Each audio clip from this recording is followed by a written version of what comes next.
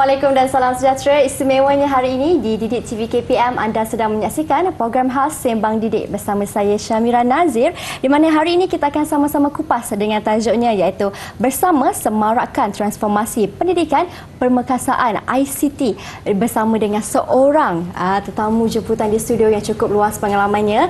Kita ada Puan Teknologis Azlina Azman. Assalamualaikum Puan. Assalam. Puan merupakan Setiausaha Bahagian-Bahagian Pengurusan Maklumat Kementerian Pendidikan Malaysia KPM. Selamat datang Puan ke Sembang Didik. Terima kasih kerana menerima saya pada hari ini. Sama-sama Puan. Baik Puan. Hari ini tajuk kita berbicara tentang pemekasaan ICT kan. Dan macam kita tahu menjelang akhir tahun depan di mana kesemua 10,765 buah sekolah di seluruh negara ini akan dilengkapi dengan perkakasan teknologi komunikasi dan maklumat ICT lah. Jadi kalau Puan boleh kongsikan apa sebenarnya transformasi yang telah dijalankan oleh pihak KPM sendiri dalam konteks untuk pemekasaan ICT ini. Okey, thank you Mira. Sebelum kita bercakap tentang pemekasaan ICT, mungkin kita perlu pergi patah balik sedikit dan tanya kenapa kita perlu laksanakan benda ni. Betul. Salah satu perkara yang dilaksanakan di bawah KPM adalah Pelan Pembangunan Pendidikan Malaysia ataupun PPPM daripada 2013 hingga 2025. 2 tahun lagi ni. Ya. Jadi untuk ini salah satu perkara yang ditekankan dalam ni adalah pendigitalan. Dan kalau kita lihat pula, bila berlakunya pandemik COVID-19 ni, secara tidak langsung keperluan untuk pendigitalan ini semakin meningkat. Betul. Kerana kita tidak boleh tidak melaksanakan pengajaran dan pembelajaran. Betul. Dan seperti yang kita sedia maklum, 2 tahun. So, pelbagai perkara perlu kita fikirkan dan kita inovasikan. Dan kita tahu, untuk laksanakan pendigitalan, permekasaan ICT perlu dilaksanakan. Pendigitalan tanpa ICT tidak akan berlaku. Jadi untuk itu kita kena tengok apa yang kita ingin laksanakan. Bila kita nak perkasakan ICT, ianya adalah sesuatu yang mungkin melibatkan kos yang sangat tinggi. Untuk Kementerian Pendidikan Malaysia, kita ada 10,000 lebih sekolah. Betul. 10,000 lebih sekolah, kita ada lebih kurang 4.5 juta murid. Dan kita ada lebih kurang 450,000 guru. Lebih kurang tolak campur. Jadi bila kita nak laksanakan pemekasan ICT, kita kena tengok dalam konteks sasaran kita. Yep. Kerana itu bila kita nak laksanakan, kita kena ada prinsip kita. Prinsip untuk pemekasan ICT kita adalah, kalau kita guna bahasa Inggeris dia, adalah fit for purpose. Ianya perlulah memenuhi keperluan, future proof. Tidak, apa orang kata, tidak lakis matang. Maknanya dia boleh bertahan lama.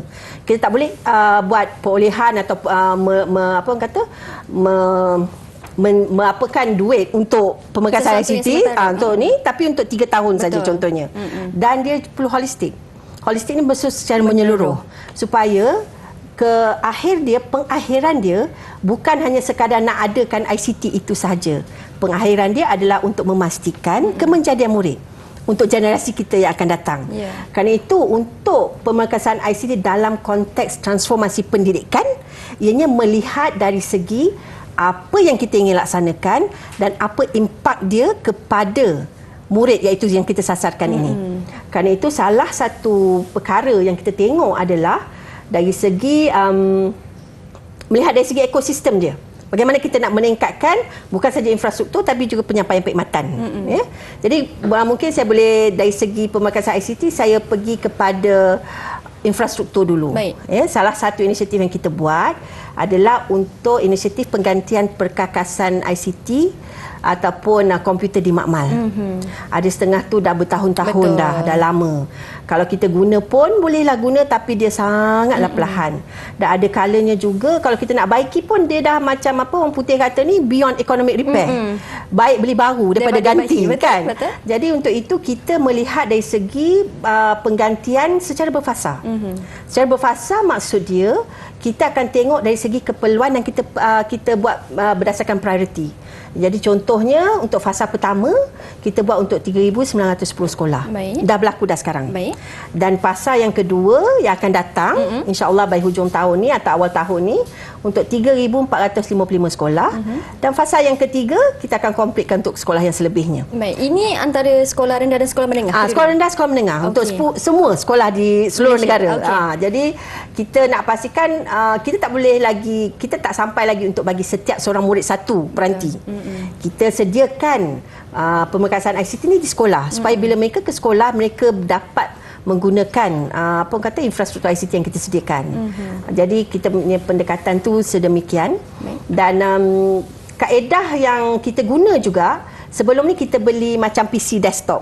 Bila PC desktop dia letak kat situ sajalah. Jadi murid yang kena datang. Betul. Jadi bilik tu kalau tak boleh guna pakai untuk guna sama. Jadi pendekatan kita kali ni kita bagi laptop. Okey. Laptop ada charging card, boleh letak laptop dalam charging card tu. Jadi untuk makmal kita guna di sini. Katalah nak bergerak untuk bilik yang lain, boleh diambil, ditolak dan digunakan. Wow. Supaya ianya menjadi lebih mobile ya, dan juga boleh kita optimalkan penggunaan. Barang kalau dah ada kena guna. Ya, betul. Kan? Kalau tidak nanti dia dok rosak pasal tak guna lagi, kita macam rasa rugi sangat. Betul kan? Okey. Ya, so itulah dia. Dan selain daripada itu, pendekatan kita juga sebelum ni kita beli. Bila kita beli, pasal tu kita kena beli berdikit-dikit. Kalau beli, kalau satu harga dalam 3-4 ribu, kalau 10 ribu dah berapa? Betul. Dan kalau dalam satu makmal, kita bercakap tentang 21 unit sekurang-kurangnya. Jadi kos dia adalah amat tinggi kalau kita beli terus. Dan dari segi penggunaan dia pula, kita nak pastikan supaya ianya tidak ada downtime, orang kata. Kalau guna, rosak ada ganti. Betul. Ada betulkan. Jadi macam mana nak buat tu? Kita buat kaedah sewa guna. Bila sewa guna, apa yang berlaku adalah mereka jika perlu nanti, kalau rosak dia hanya buat aduan. Ya, bila dia buat aduan, jadi kemudiannya boleh diganti atau dibetulkan dalam masa yang telah kita tetapkan. Jadi akan sentiasa ada 21 unit yang boleh diguna pakai. Selain daripada itu, dalam makmal tu kita sediakan juga charging card tu untuk charge ya. Kita sediakan juga untuk macam projektor ya, dan printer. Jadi ini adalah di antara perkara-perkara yang kita buatlah untuk makmal di sekolah. Ada perubahan ni Puan daripada desktop komputer menjadi komputer riba. Komputer riba, betul. Jadi benda tu jadi mobile. Jadi kalau kita tengok pun kita nak supaya benda tu sentiasa diguna pakai. Baik. Dan kalau kita lihat kan Puan, macam Puan katakan ada perubahan daripada penggunaan daripada komputer desktop kepada komputer riba. Ada tak lagi inisiatif lain yang KPM lakukan untuk dalam pemekasan ICT ini selain daripada pembekalan perkakasan dalam makmal sekolah? Okey, kita tahu juga ni kalau kita tengok berdasarkan pandemik COVID-19 ni, salah satu perkara yang kita lihat, kita dah ada apa yang kita panggil pembelajaran secara hybrid. Maknanya masa dulu sebelum ni yang kita buat secara penggiliran, ada setengah murid berada di sekolah, setengah murid berada di rumah. Jadi bila guru mengajar ni, dia akan mengajar pada dua-dua. Dan ada kalanya ianya adalah sesuatu yang agak mencabar sekiranya tidak ada infrastruktur yang kita perlukan. Jadi salah satu inisiatif yang kita buat, tapi kita buat secara rintis saja. Kita buat untuk 110 sekolah ya, yang mana untuk ini kita melihat kepada 550 kelas. Setiap kelas ni akan dilengkapi dengan contohnya video conference, mic, kamera dan juga smart board, smart TV berdasarkan keperluan bilik-bilik tersebut. Dan apa yang menariknya adalah sekarang ni kawan cakap, apa nak guna pula? Semua dah balik ke sekolah. Tetapi kita cuba bayangkan sekiranya ada seorang guru yang sangat bagus di sekolah A. Bila dia mengajar, dia bukan mengajar pada sekolah itu saja, kita boleh pancarkan supaya dia boleh mengajar kepada 110 sekolah yang lain ni. Jadi semua akan dapat manfaat tu. Kemudian kita boleh rekod dan kita boleh masuk dalam delima untuk di-share kepada semua. Jadi apa yang kita ingin laksanakan adalah seboleh-bolehnya pergi ke arah pembelajaran tanpa sempadan. Maknanya kalau guru tu bagus, kenapa kita tak buat pengajaran secara silang? Dan kita dapat secara rintis dan ianya diterima baik di sekolah yang kita buat secara rintis itu. Pada kita, ianya membuka minda murid-murid untuk melihat kepada sesuatu perkara yang mungkin dia tak dapat di sekolah dia akan dapat daripada sekolah lain. yang lain. Baiklah. Dan kalau kita lihat inisiatif yang dilakukan itu sebenarnya sangat memberi ruang kepada tenaga pengajar dan juga murid sendiri untuk dapatkan kebaikan dan manfaat itu bersama, dikongsikan bersama supaya sesi PDP, pengajaran dan pembelajaran itu dapat dilakukan secara optimum. Betul. Kita akan berhenti berehat seketika, Puan. Kita akan sambung lagi sesi perbincangan kita selepas ini. Jadi jangan ke mana-mana, teruskan setia bersama dengan kami di Sembang Didik TV KPM.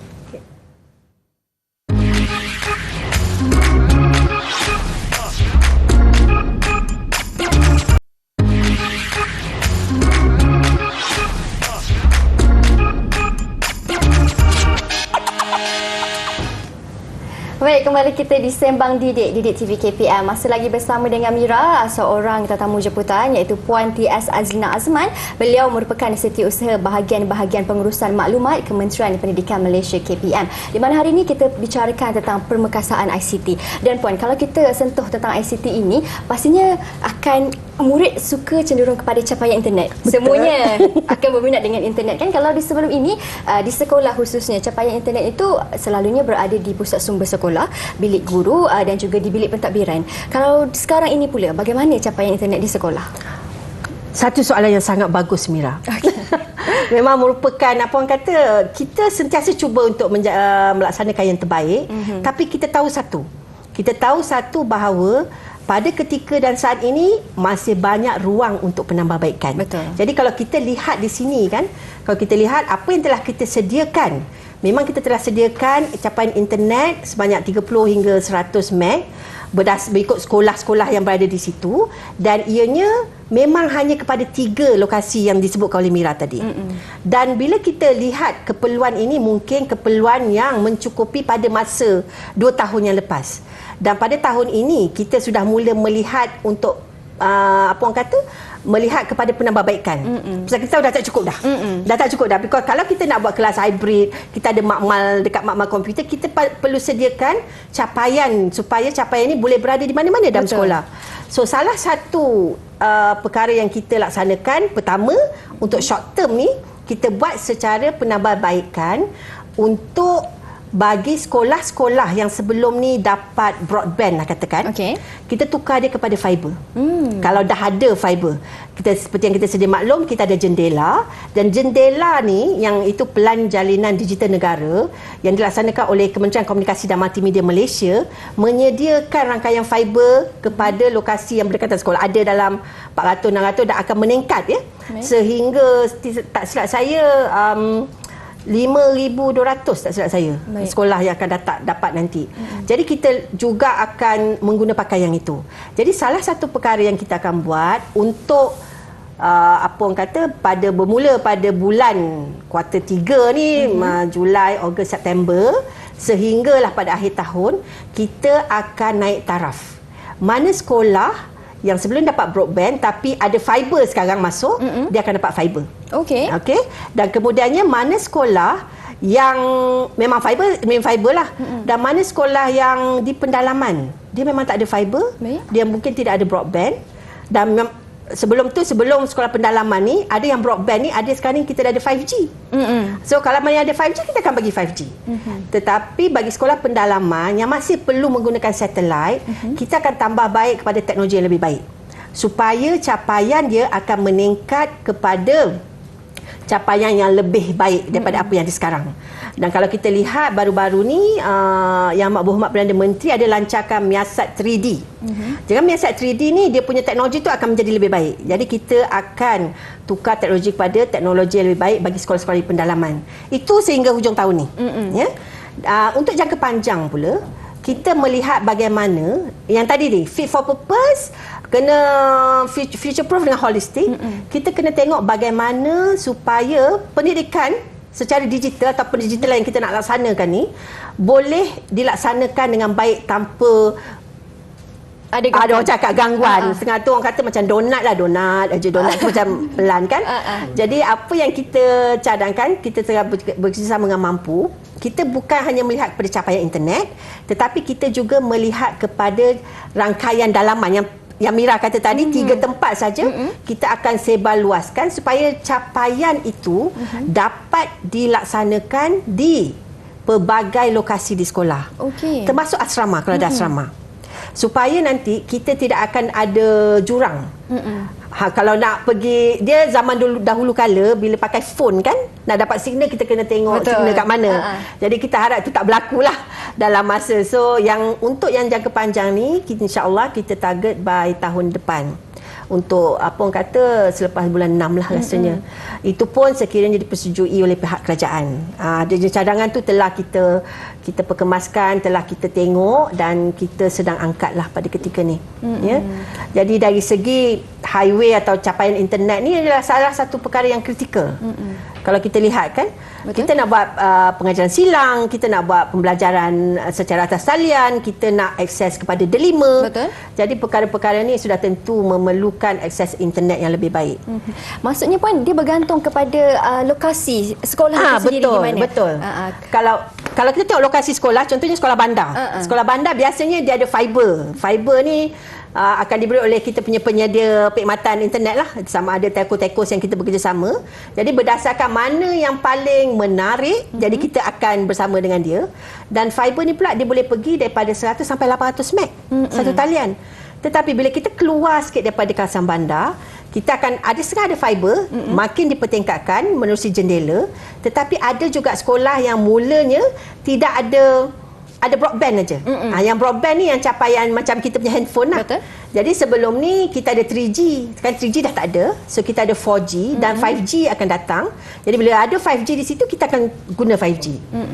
Tetapi kalau dua-dua ni tak ada, fiber tak ada, broadband tak ada, kita kena go back, kita kena patah kepada satellite. Ya. Bila patah pada satellite ni, dia punya capaian tu memang kurang, ya, berbanding dengan fiber ataupun broadband. Tetapi mungkin sekolah-sekolah di pendalaman biasanya anak murid dia tidak begitu ramai. Betul. Berbanding dengan sekolah bandar. Betul. Jadi itu ada dia punya ni lah. Ya? Dan kalau kita lihat itu merupakan inisiatif yang dilakukan oleh pihak kementerian sendiri kan, kalau ada setengahnya yang menggunakan jalur lebar yang macam mana Puan Tias katakan tadi. Dan bagaimana pula dengan highway untuk menyokong inisiatif ini supaya lebih laju lagi, lebih pantas lagi. Yang ini yang kita bila kita yang ini untuk perancangan yang kita yang jangka panjang ni, kita bukan buat berdasarkan apa yang mampu diberi oleh pembekal perkhidmatan internet kita, tapi kita berdasarkan keperluan kita. Ini yang kita pergi balik kepada yang memenuhi keperluan. Dan kalau kita tengok, kalau misalnya muridnya ramai, sudah tentu keperluan highway dia adalah lebih besar. Betul. Kalau murid dia kurang, keperluan highway dia lebih kecil. Jadi dia punya dia punya capaian internet ni adalah berdasarkan bukan sahaja kepada sekolah itu di bandar atau tidak, tetapi bilangan murid, bilangan guru dan juga bilangan kumpulan pelaksana yang ada di situ. Pasal untuk capaian internet ni, kegunaan dia bukan hanya untuk pembelajaran dan pengajaran, tetapi ia juga digunakan untuk perkhidmatan, pengurusan dan pentadbiran juga. Okey, tentang perkhidmatan perkhidmatan, pengurusan dan pentadbiran. Itu yang saya nak tanya Puan, tetapi selepas ini banyak lagi yang kita ingin kupaskan. Bagaimana pula dengan aplikasi-aplikasi yang sedang dibangunkan oleh kementerian? Kita akan tanya nanti. Kita akan berhenti berat seketika Puan, hanya di Sembang Didik di Didik TV KPM. Jangan ke mana-mana, teruskan setia bersama dengan kami.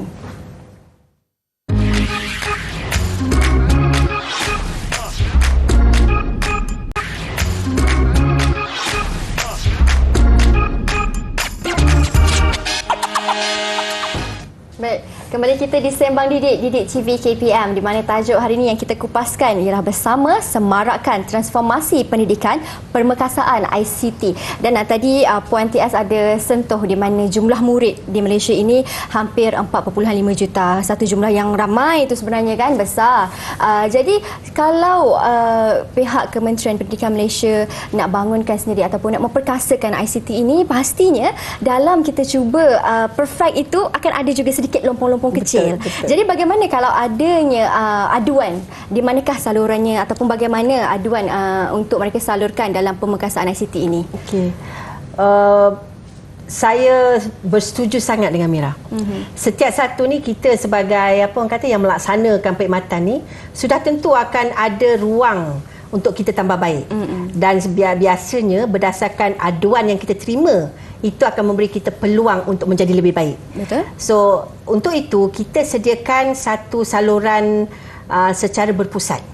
Yang mana saluran ini boleh dilaksanakan melalui sistem meja perkhidmatan ICT kita, atau nama manja dia ISD lah, ICT Service Desk. Jadi untuk sistem meja perkhidmatan ICT ni, ianya boleh dicapai sehingga ke peringkat sekolah. So kalau ada PC rosak ke atau network tak okey, karangkaian tak okey, dia boleh masukkan dan kemudiannya ianya akan direkod dan kemudiannya terus akan apa orang kata dilihat daripada peringkat sekolah, peringkat pejabat pendidikan daerah, peringkat Jabatan Pendidikan Negeri sehinggalah ke peringkat Kementerian Pendidikan Malaysia. Baik, semua boleh nampak akses yang kita siapa yang boleh tengok lah. Siapa yang diberi ID. Kerana apa yang perlu adalah bagi memastikan ada dia punya apa orang kata dia punya flow kerja tu, ya. Kerana bila ada aduan, bila masuk ke dalam ISD dan tertera ya, seperti yang tertera dia punya aduan tu boleh dibuat di https isd.moi.gov.my ya. Yang mana bila masuk saja, bila kita masuk aja aduan tu, kita sebenarnya dah bermula apa yang kita panggil kita punya service level agreement. Maknanya bermula pada tarikh tu dalam masa 15 minit atau setengah jam kita dah kena divert dah pergi pada mana ni. Supaya tindakan-tindakan boleh diambil. Jadi tindakan-tindakan ni mungkin akan diambil oleh pelbagai entiti lah. Contohnya kalau misalnya sewaan tadi tu, sewaan tu akan dibuat oleh pembekal yang company atau kontraktor yang membuat sewaan itu. Jadi dia ada dia punya SLA dia. Kalau misalnya luar bandar, macam ni kena siap dalam masa berapa hari. Kalau dalam bandar kena siap dalam berapa hari. Kalau misalnya kritikal kena buat macam mana. So dia punya step tu, dia langkah-langkah tu dah ada. Dan bila saluran dia dihantar juga, yang penting dia pada kita di sini, bila kita buat secara berpusat, kita cuma ada satu service desk ya, yang mana daripada sistem perkhidmatan, meja perkhidmatan ini kita boleh masuk dan kita boleh nampakkan. Jadi kalau katalah ada orang mengamuk, telefon cakap kenapa tak siap lagi, kita boleh tahu kenapa benda ni tersekat dekat mana. Dia boleh nampak. Dia secara tataran dia boleh nampak di mana. Dan selalunya bila dia melebihi, katakan sepatutnya siap dalam masa 3 hari. Ya, tapi tak siap, dia akan alert pergi kepada peringkat yang seterusnya. Mungkin sehingga sampai kepada saya lah kalau dah terlalu lama kan. Jadi biasanya dia akan cubalah, setakat ni tak sampai lagi kepada saya, alhamdulillah. Ya. Jadi aduan ni dia boleh datang daripada pelbagai, bukan hanya untuk PC ke apa network, tetapi juga dari segi perkhidmatan-perkhidmatan lain. Jadi itulah yang dimasukkan dengan pemusatan perkhidmatan teknikal itu, Puan. Okey, pemusatan perkhidmatan teknikal ni dia ada dua. Satu yang pemusatan dalam konteks sistem. Satu lagi bila dah report, siapa yang nak betulkan. Jadi yang ini adalah pemusatan perkhidmatan teknikal ICT yang kita masukkan dari segi kita punya warga kerja yang akan bergerak untuk pergi ke sekolah untuk melaksanakan penambahbaikan. Yang ini yang kita lihat dari segi pemusatan juruteknik komputer yang ditempatkan di sekolah. Kita dah bermula secara task force, secara pasukan yang mana kita buat secara setahun dulu. Kita nak tengok betul tak ada nilai bila kita buat bagai ni. Kalau ikut congak kita ada lebih kurang 10,000 lebih ya, sekolah harian. Betul. Daripada 10,000 lebih ada juruteknik dalam 2,697 je yang ditempatkan di sekolah. So maknanya sekolah yang ada juruteknik dia okeylah komputer dia. Yang lain tu tidak okey. Bagaimana? Jadi kita kumpulkan dia di bawah pejabat pendidikan daerah supaya dia boleh serve semua sekolah dalam pejabat pendidikan daerah tu lah, di bawah pendidikan daerah tu. Jadi dengan pelaksanaan ini, mana-mana sekolah yang mungkin sebelum ni perlu menunggu daripada Jabatan Pendidikan Negeri, perlu menunggu daripada headquarters, daripada ibu pejabat untuk buat pembetulan, boleh dipendekkan masa dia kerana boleh dilaksanakan oleh juruteknik kita yang berada di lapangan ni. Dan mereka juga ada akses kepada sistem meja bantuan kita, perkhidmatan kita. Yang mana bila dia pergi, dia macam orang buat orang buat datang betul-betulkan kita punya barang ni, dia buat okey, dia masuk. Mengatakan okey, dah close dah benda ni. Jadi kita boleh tahu siapa yang buat apa pada masa apa. Jadi ini akan mengoptimumkan tenaga kerja kita yang ada, yang kurang ni, supaya perkhidmatan tu boleh dicapai oleh lebih daripada sekolah yang ada ni, yang ada juruteknik ni. Dan dengan adanya juruteknik ni juga Puan, dapat memastikan fungsi semua komputer itu dapat stabil lah. Betul. Konsisten, maintenance dia lah dapat dijaga dengan baik. Betul. Dan dia juga boleh menjadi kita punya macam checkpoint lah. Kalau misalnya katalah vendor atau kontraktor datang, dia kata dia dah betul. Tak betul ke tidak ni? Betul. Jadi adalah orang yang cakap betul. Memang dia dah buat. Contohnya. Itu satu lagi. Lagi satu, mereka juga yang juruteknik ni, dia juga ada inisiatif dia sendiri. Ada kalanya setengah sekolah yang kita pun buat secara priority. Ada setengah sekolah tu dia punya komputer, katalah dia ada 20 komputer lama. Daripada 20 ni ada 10 ni, kalau kita ambil yang daripada parts yang lain kita betulkan, yang nak dilupuskan ni, kita boleh dapat satu komputer yang mungkin boleh digunakan buat sementara menunggu. So mereka juga melaksanakan perkara sedemikian. So ada sekolah yang sebelum ni tak ada komputer langsung, sementara menunggu, dia dah dapat komputer kerana usaha juruteknik kita yang di lapangan ni lah. Jadi dia punya, apa orang kata, dia punya perkhidmatan tu bukan hanya memberi khidmat sokongan teknikal, tetapi juga membuat inisiatif-inisiatif yang akan merancakkan lagi lah dan memastikan infrastruktur ICT kita berada dalam keadaan yang baik. Kalau Puan sendiri boleh lihat apa sebenarnya manfaat pelaksanaan untuk pemusatan perkhidmatan teknikal ni Puan? Kalau kita tengok dari segi manfaat dia, kalau kita tengok okey, kalau kita tengok, let's look, mari kita tengok dari segi apa yang dia buat. Pertamanya, macam tadi tu kan, pelaksanaan inisiatif ICT di KPM ni kan memang banyak daripada tadi dah macam-macam ni. Dan kemudian dia akan tengok dari segi pelaksanaan inisiatif ICT, dia akan tengok dari segi penyelesaian aduan ICT, dia akan tengok dari segi hemat bantuan, dan dia juga akan tengok dari segi penyelenggaraan pencegahan yang dia akan buat. Tapi ini adalah dia punya job scope. Tetapi kalau kita bercakap tentang manfaat, kita buat satu je. Sebelum ni 2,697 sekolah yang dapat manfaat perkhidmatan juruteknik. Tetapi sekarang dengan pendekatan ini 10,000 lebih sekolah dapat manfaat perkhidmatan juruteknik. Mereka ni akan pergi daripada satu sekolah ke satu sekolah untuk melihat apa dia pembetulan yang perlu buat berdasarkan apa yang dilaporkan di dalam sistem perkhidmatan kita tadi tu, meja perkhidmatan kita. Jadi ini adalah pada saya dari segi perkhidmatan ni, ia adalah sesuatu yang kita tak tambah pejawatan, kita tak tambah orang, tetapi kita optimumkan tenaga kerja yang kita ada supaya mereka membuat kerja hakiki seperti yang sepatutnya, iaitu untuk melihat kepada pembetulan perkakasan ICT. Dan perkakasan ICT ni bukan hanya di sekolah, kalau misalnya ada di pusat akses dan juga di institusi lain, yang mana masuknya contohnya di pusat-pusat akses yang lain, yang mana dia apa kan, kita akan pergi. Dan dari ibu pejabat kita bantu dari segi mungkin alat ganti dan sebagainya lah. Dan saya suka Puan bagaimana kos tidak bertambah, tetapi kerja itu dapat ditambah dan semua dapat cover, orang kata kan. Semua dapat manfaat bersama. Saya suka itu. Dan kalau mereka sendiri kan di rumah yang mungkin tertanya-tanya tentang aplikasi permohonan dan pendaftaran bagi institusi pendidikan swasta pula, bagaimana kalau kita sentuh dalam pendidikan swasta? Okey, kalau kita tengok, yang tadi tu dari segi khidmat sokongan, sekarang ni kita tengok dari segi perkhidmatan digital kita kepada kita punya kumpulan sasaran. Kumpulan sasaran kita bukan hanya murid, guru, ibu bapa, tetapi juga mereka-mereka yang berkepentingan yang ada bisnes dengan kita. Dari segi yang pendaftaran sekolah swasta contohnya, ada mungkin orang-orang di luar sana yang nak buat permohonan untuk mendaftarkan sekolah swasta ataupun tadika swasta ke. So sebelum ni kita buat secara manual. Jadi secara manual ni dia memakan masa dalam 3 ke 4 bulan. Proses dia. Agak lama. Tetapi kita perkembangan ini bersama dengan bahagian pendidikan swasta, because mereka lah yang dia punya toke dia. Dia punya apa orang kata orang kuat dia punya toke dia. Kita sebagai yang melihat kepada bagaimana untuk untuk digitalkan proses kerja tu, kita buat secara bersama. Dan apa yang kita nampak, kita telah dapat kurangkan daripada 3-4 bulan tu kepada 45 hari. Wow. Bagus kan? Macam nanti lepas ni 45 hari dia minta seminggu pula kan. Baik, kalau kita lihat Puan, bagaimana dari tempoh 3 ke 4 bulan itu boleh dipendekkan kepada 45 hari. Berapa kali ganda pendek tu Puan?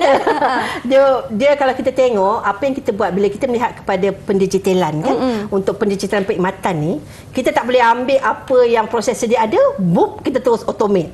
Itu maknanya nanti apa yang kita buat, kalau kat sini ada satu masalah, dia akan jadi 1000 masalah. Pasal digital ni lagi cepat kan? Betul. So apa yang kita buat, kita business process re-engineer dia. Kita tengok dari segi proses mana yang kita boleh tambah baik, dan ada setengah tu yang memerlukan, contohnya mungkin semasa manual ni orang tu kena turun naik untuk serahkan dokumen pada kita. Tetapi sekarang ni dengan ada sistem untuk permohonan ya, dan pendaftaran institusi pendidikan swasta ni, dia boleh buat upload saja ke dalam atas talian. Jadi bila dia buat cara macam tu, dia memudahkan kerja dia dan memudahkan kerja kita. Betul. Mana yang tak cukup, kita boleh terus bagi maklumat dengan cepat. Mana yang okey, kita boleh terus bagi maklumat cepat. Kalau komplit dan kita cuma ikut proses untuk mendapatkan persetujuan ke atas permohonan yang dibuat. Kerana persetujuan permohonan yang dibuat itu tidak bolehlah di-automate. Masih ada keperluan untuk kita berbincang dan meneliti permohonan itu.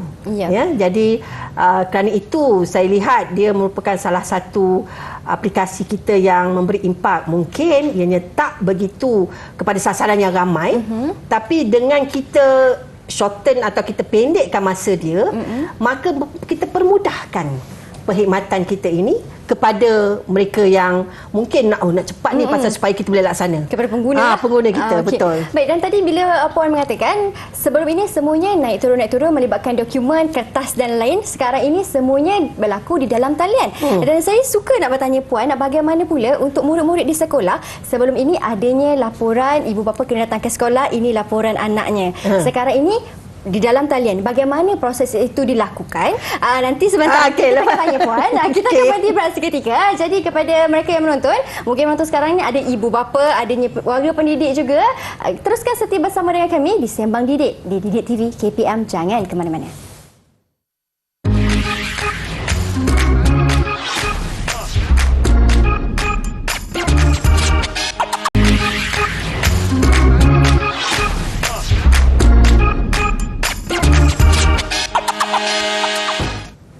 Baik, kembali kita di Sembang Didik, Didik TV KPM. Kita bicarakan tentang permekasaan ICT, dan soalan saya kepada Puan kan, khususnya kepada ibu bapa, warga pendidik yang sedang menonton sekarang ini, bagaimana permekasaan yang dilakukan oleh pihak KPM sendiri dari segi sasaran kepada pemegang taruh dan juga dalam perkhidmatan digital ini Puan?